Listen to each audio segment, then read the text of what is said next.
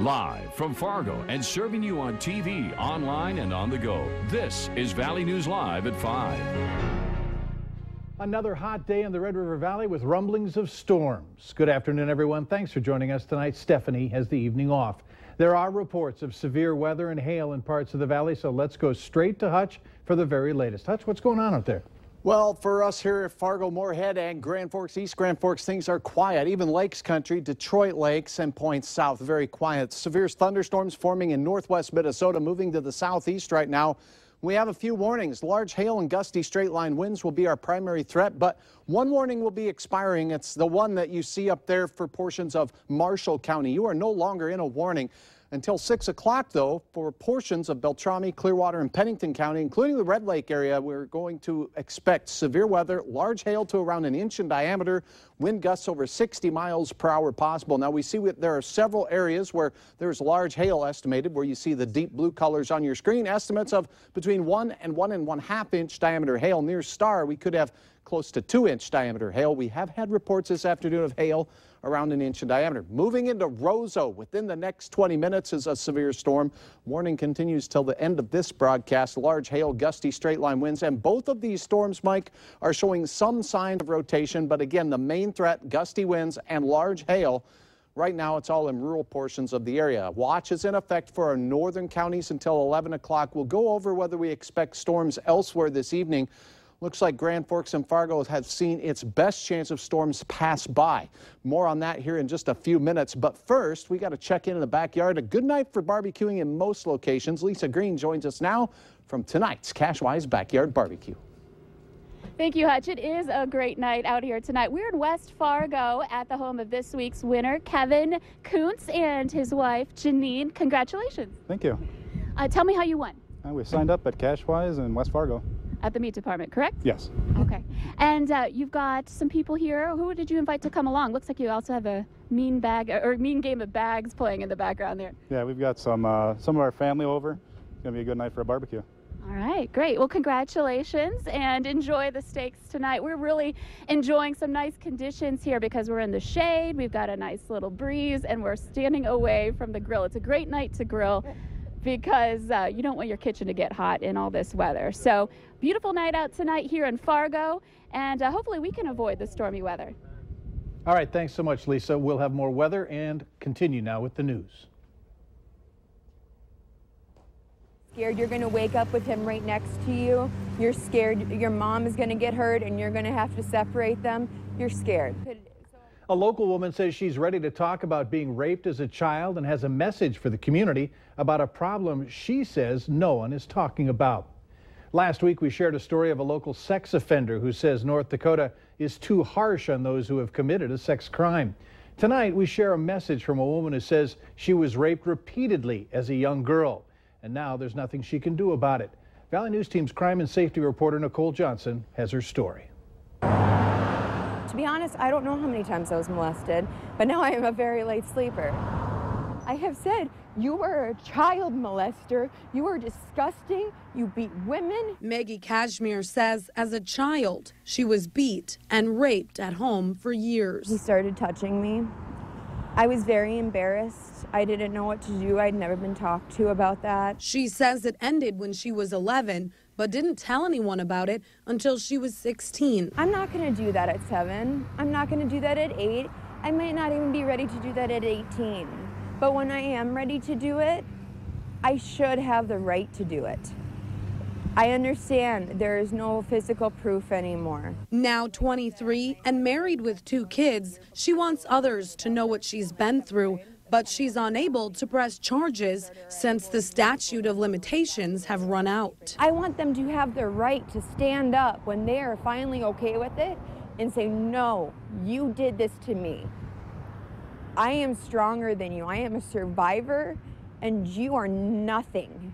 You deserve to be locked in a jail cell and the key thrown away. You took away a child's innocence. She's hoping someday victims of any age will be able to get justice and hopes parents will hear her message too. You need to watch for signs.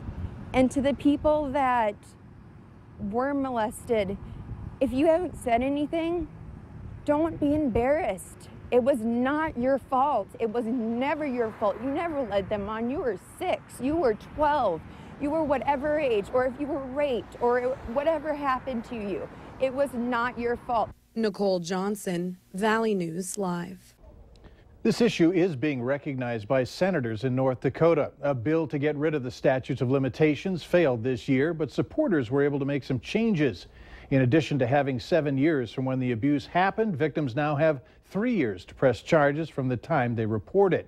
Either way, for Maggie, that's still not enough time. We have new information tonight on 2 of the people injured in a boating accident last weekend. Kyle Everson and Joel Kurtz Jr. remain in ICU.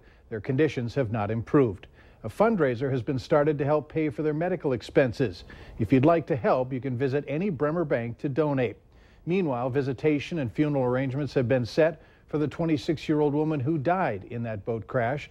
Visitation began for April Stenger at 4 at the Sacred Heart Church in Frazee. They'll continue until 7 o'clock tonight. The funeral set for tomorrow at 10:30 at Sacred Heart Church. Minnesota and North Dakota have reached an agreement that allows people to conceal and carry weapons across state lines. Today, the North Dakota Attorney General announced people with a North Dakota Class 1 concealed weapon license can carry in Minnesota.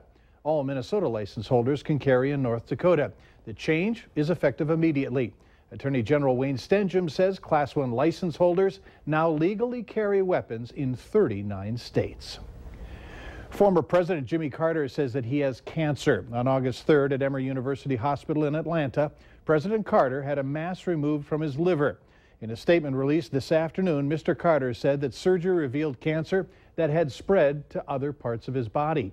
Mr. Carter says that he will be rearranging his schedule so he can undergo treatment at Emory, and that more information about his condition would be released at a later time. Fargo continues to accept submissions for a city flag. Here are some of the entries. Residents are encouraged to enter their own design or vote on their favorite. Some of the flag guidelines include 2 to 3 basic colors, meaningful symbols, and keeping it simple. The deadline to submit is August 23rd. After the contest ends, the 15 most popular flags will be presented for review and narrowed down to 1. The winning artist will receive $250 and credit for designing the flag. Just a reminder, if the Fargo City Commissioners do not approve the flag, it may not be adopted. If you would like to vote on your favorite flag or submit your own, head to valleynewslive.com and click on the Hot button. Food donations to agencies across northwestern Minnesota have skyrocketed in recent years. The North Country Food Bank in Crookston distributed 7.4 million pounds of food across 21 counties in northwestern Minnesota last year. Officials say that they've run out of space to handle the growing numbers, and their current building isn't meeting food handling regulations. Now they're trying to convince state lawmakers to fund half of the proposed new $6 million building. There's lots of good projects all around the state. It's up to us to try and determine which ones actually get funded in this cycle. So while it may be a good cause, it's no slam dunk they're getting the money. There's no such thing as a slam dunk. No promises made at this point in time. Torkelson says that they'll only have money to fund about 25% of over $3 billion of proposed projects in Minnesota. The North Country Food Bank is relying on donations to fund half of its proposed $6 million project. Your look, size, and what you wear shouldn't determine how you're treated, but too often it can, especially for those in school. Valley News Live's Macy Enger has more on a program working to inspire confidence and healthy living for girls. You may have seen the YouTube videos or the commercials showing women, no matter the shape or size, being confident in who they are while exercising. And that's part of this program, the message that these women want to inspire in the younger generation. I'm actually joined by the co-directors of this program called Curls on the Run, Danielle L. Irving and Joella. I don't remember your last. There we go. So how did you guys decide to start this program here?